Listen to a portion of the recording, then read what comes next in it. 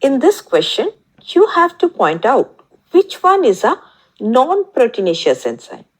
Option A, ligase. It is incorrect because it is a proteinaceous enzyme that catalyzes the joining of two molecules.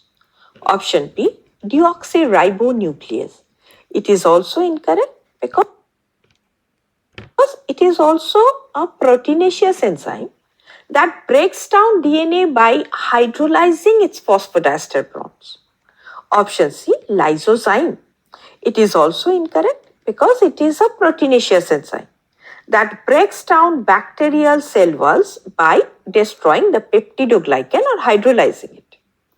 Option D, ribozyme.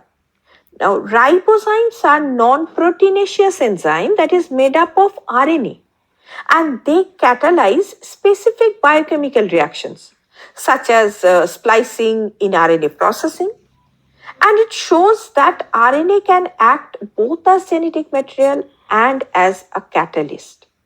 Hence, it is the correct option.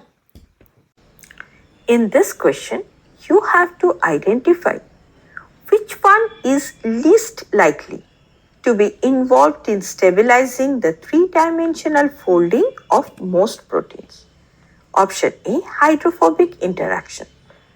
Now, hydrophobic interactions are important in stabilizing the three-dimensional structure of the proteins because non-polar side chains tend to cluster together in the interior of the protein to avoid contact with the water, thus contributing to the protein stability. Hence, it is incorrect option. Option B, ester bonds. Now, ester bonds are usually found in lipids such as triglycerides and not in protein structure. Protein structures are primarily stabilized by other interactions such as hydrogen bonds, hydrophobic interactions, and electrostatic interactions. Hence, this is the least likely factor, and thus it is the correct option. Option C, hydrogen bonds. Now, hydrogen bonds also play an important role in stabilizing the secondary, tertiary, and quaternary structures of proteins. Hence, it is incorrect option. Option D, electrostatic interaction. Now, electrostatic interactions or ionic bonds are very important in contributing to the stability of the protein structure. Hence, it is incorrect option. In this question, a graph has been given and you have to choose the option that describes the given graph correctly. Now, the graph is showing an exothermic reaction with energy A in presence of an enzyme and energy B in the absence of an enzyme.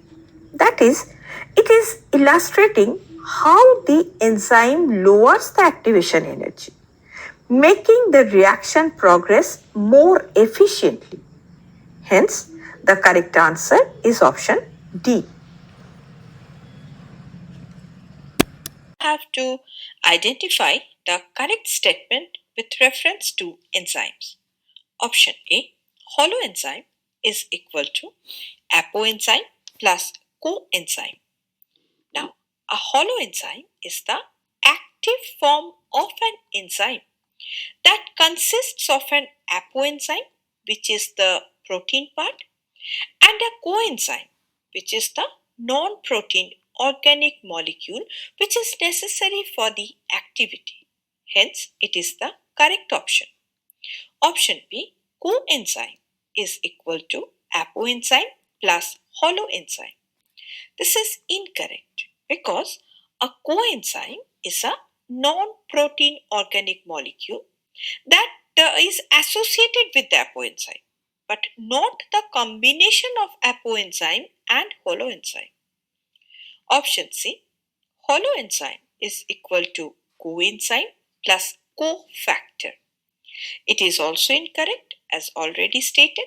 A holoenzyme includes an apoenzyme and a coenzyme and not a coenzyme and cofactor, because cofactors are inorganic ions that may assist enzyme activity but are separate entities. Option D, apoenzyme is equal to holoenzyme plus coenzyme. This is also incorrect because an apoenzyme is an inactive protein part of the enzyme, not a combination of holoenzyme and coenzyme.